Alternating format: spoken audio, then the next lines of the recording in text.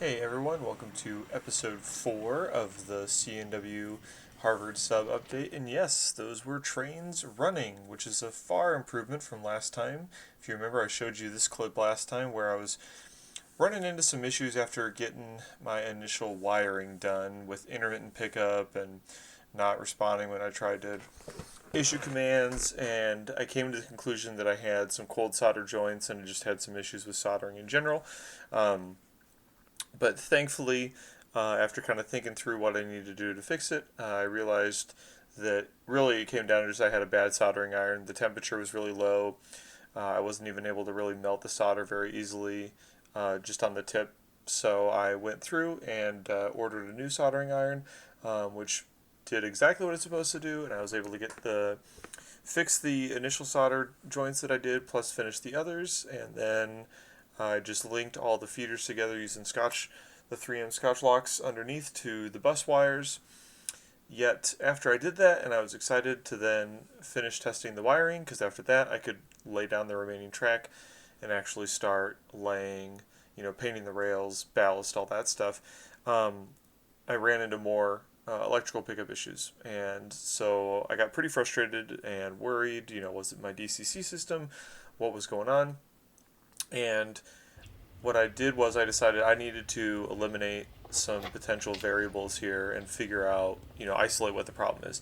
So I went back and pulled out, if you remember from the first video, um, I had just soldered some wires directly to a piece of Pico flex track to do some initial testing on some locomotives I first purchased way back when I started this project, and I got that back out and tried to run the Metro Loco on it and ran into similar issues where it was not picking up, had to get nudged to do anything. And I realized that in addition to the soldering problems, I need to take a look at the Metro Loco and do some cleaning because clearly it's not picking up like it should. So then I took the Kato CNW-9 out from that original video and used that as my test one instead, the 8820. Threw it back on the test track, and lo and behold, it ran just fine, no issues whatsoever. So, which meant my soldering was in good shape. Unfortunately, I have a locomotive I need to fix, but that's for another day. The wiring's good to go. So after I finished testing it on the test track, I threw that same engine back on the layout that I'm working on, and lo and behold, again, runs just fine, responds to commands, no problem, and we were sitting mighty pretty, which meant we were ready to continue. And so that led to that clip I showed you right here at the start of the video where I got some passenger locomotives out, or just the P42, I should say, with some fleets, and then I got out some of my intermodal well cars to attach to the Dash 9, and I decided to go ahead and play around and run them a little bit just to see what it would look like. Obviously, can't run very long trains or run them for very long because I've only got one 4 foot long uh, uh, piece done or in progress, but it was enough to get me excited because I could see the potential for what will be once we make more progress.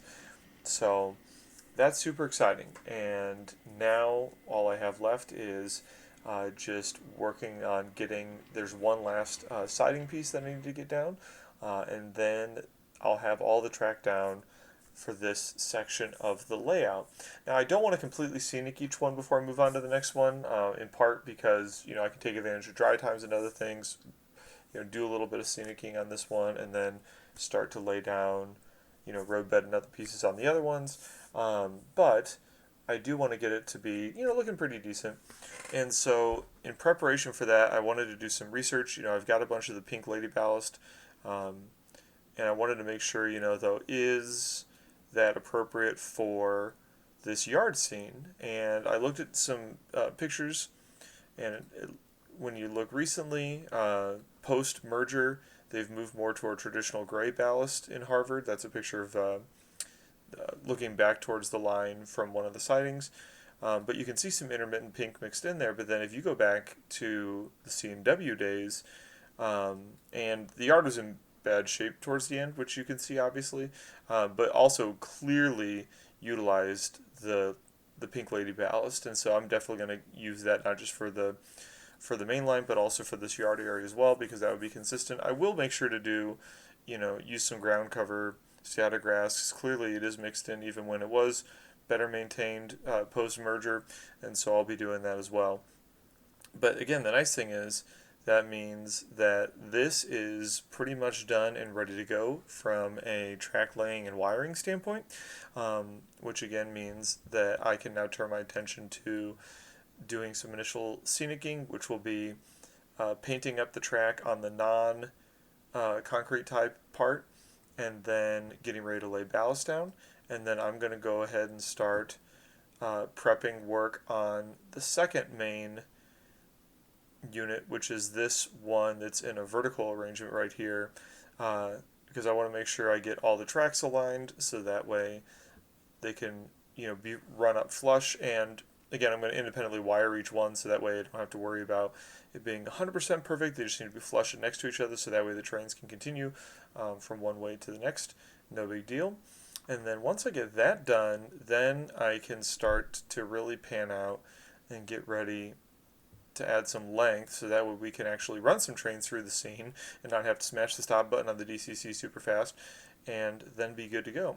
So that's pretty much all I've got. It's a little bit of a quicker update, but the updates are coming more frequently, and so I wanted to let you know that I got past that impasse from the last episode, and now you should start to see more progress on the layout, which will be super cool. And especially as the weather gets nicer, I'll be putting the legs on to these shelf units, and hopefully my goal is by the end of the summer is to have enough of them done that we can string them all up and start running.